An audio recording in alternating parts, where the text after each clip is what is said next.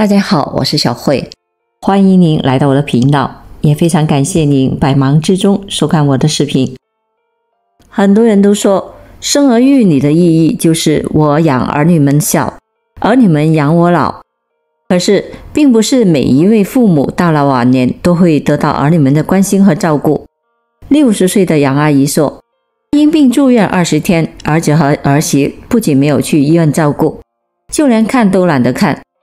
伤透了心的杨阿姨在出院回到家里的第一天，就对儿子和儿媳妇下了逐客令，把他们赶了出去，让他们去租房住。杨阿姨自述，我今年60岁，退休已经有10年了，在这10年的时间里，我从未为自己活过一天。在儿子结婚之前，我四处打工挣钱，就是为了给儿子积攒娶媳妇的钱。儿子结婚生子之后，我又帮儿子和儿媳妇带孩子，一直带到了现在。早年丧夫的我，一个人将儿子抚养长大。我心疼儿子从小没有父亲，所以我对他非常的溺爱。虽然我的工资不高，我宁愿自己省着花钱，也要让儿子吃好的，用好的。儿子的读书成绩不好，高中毕业就开始打工。由于儿子的学历不高，所以他只能干一些体力活。我心疼儿子，想为儿子多攒一些钱，帮他减轻生活的压力。于是我在退休之后一天都没闲着，我白天帮人看店，晚上给烧烤店穿肉串。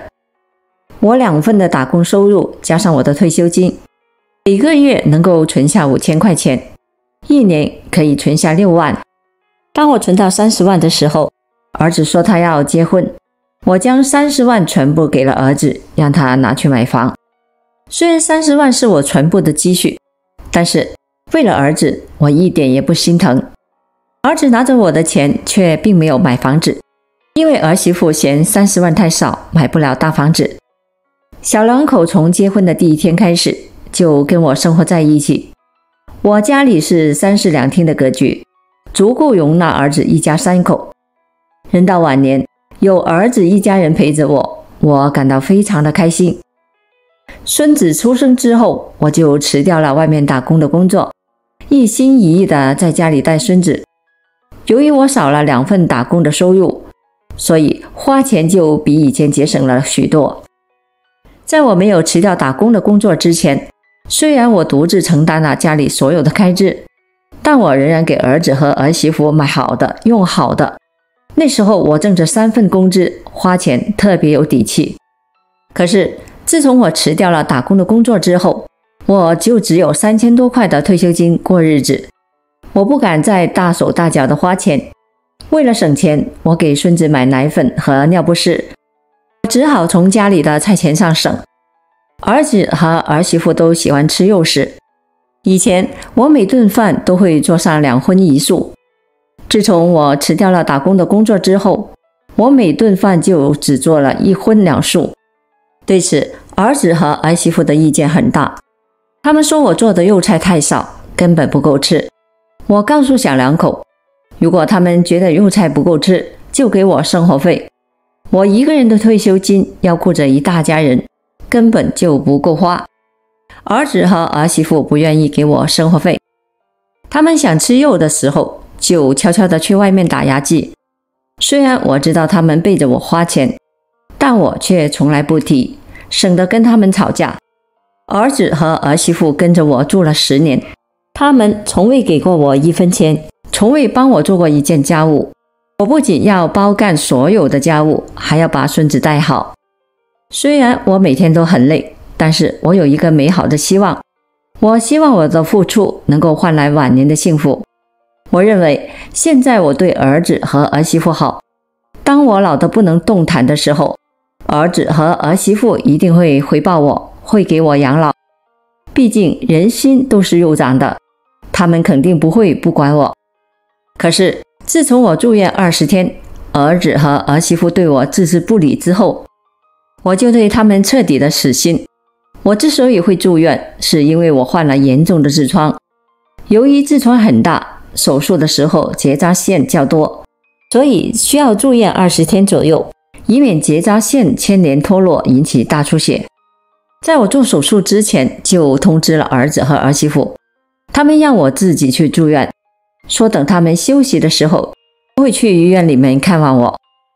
为了不影响儿子和儿媳妇的工作，就雇了一位护工照顾我。我每天都要支付护工200多块钱的护工费，经济着实有些吃紧。我找儿子和儿媳妇开口要钱，他们说这个月的工资还没发，缓缓再给我。可实质上，到我出院的时候，他们也没有给过我1分钱。做手术之前，儿子来医院帮我签了手术同意书。自此之后，小两口就再也没有来过医院一次。我每天给小两口打电话的时候，他们总是说自己工作忙，等有空的时候一定会来医院看我。可他们一次都没来。每每看到别的病人都有家属陪着，只有我像个孤寡老人一样，每天都一个人孤零零地待着，我的心里就会异常的难过。我原本以为在我住院的20天时间里，小两口即便是工作再忙，也会抽空来医院来看看我。可是我一直盼到出院的那一天，都没有把他们盼来。出院的时候，我一个人坐出租车回家。当我推开家门时，看到屋子里一片狼藉，地上全是儿子和儿媳妇们吃剩下的外卖盒子，还有他们喝光的空饮料瓶。我这个刚出院的病人，为了将家里收拾干净，整整干了3个小时，才总算有个家的样子。儿子和儿媳妇下班回家，见我将家里收拾得窗明几净，笑得合不拢嘴。儿子和儿媳妇说我回来了，他们以后就再也不用吃外卖。吃外卖不仅花钱，还没有我做的饭菜好吃。我质问儿子和儿媳妇，我刚刚出院，身体还没有复原，你们就让我给你们做饭，你们真的忍心吗？见我质问他们，儿媳妇不乐意了，她撅着嘴说我矫情，说我不就是做个小小的痔疮手术吗？怎么就不能做饭了呢？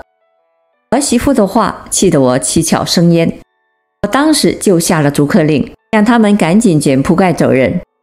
我告诉小两口，我这里庙小，木下他们这2座大神，我伺候了他们10年，不仅没落好，就连我住院，他们也不看我一眼。儿子不服气，说我自私，家里那么大的房子不给他们住，却要他们花钱租房住。我问儿子，10年前我不是给了你30万了吗？现在正好拿着那些钱买房。儿子告诉我，这些钱早就被他们花得一干二净，听说30万花得1毛不剩，我的心都是疼的。那可是我打2份工，辛辛苦苦挣来的，他们却一点都不珍惜。我问儿子和儿媳妇，那么多的钱你们是怎么花的？儿媳妇告诉我，那些钱全让他们买奢侈品了。他说有钱人买个包都要花10多万，30万块钱根本不算傻。我气得破口大骂，既然30万不算傻，有本事你拿出30万给我看看。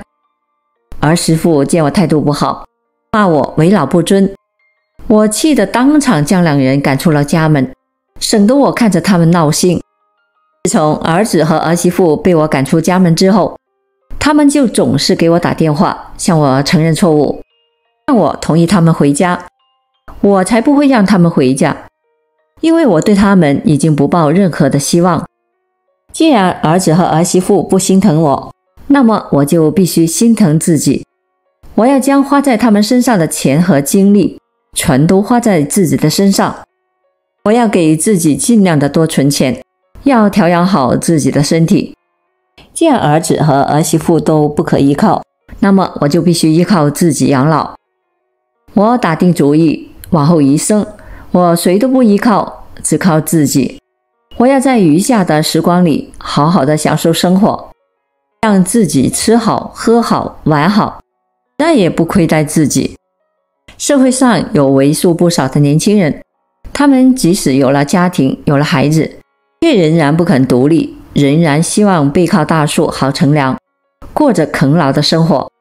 习惯啃老的儿女们，除非父母狠下心来拒绝儿女啃老的行为，断了他们的念想，儿女们才会真正的独立起来，承担起为人儿女的责任和义务。父母只有帮助儿女离开啃老的舒适区，才能够有一个好的晚年生活，否则毕生都会被啃老的儿女们所拖累。为了儿女奉献一生，却得不到儿女们丝毫感恩的表现。人到晚年，我们要多一分的快乐，少一些的忧愁；我们要多一些悠闲，少一分忙乱。我们要善待自己，活出自己想要的模样，才不枉此生。好了，朋友们，今天所分享的视频内容就到这里了，感谢大家的支持和鼓励，我们下期见。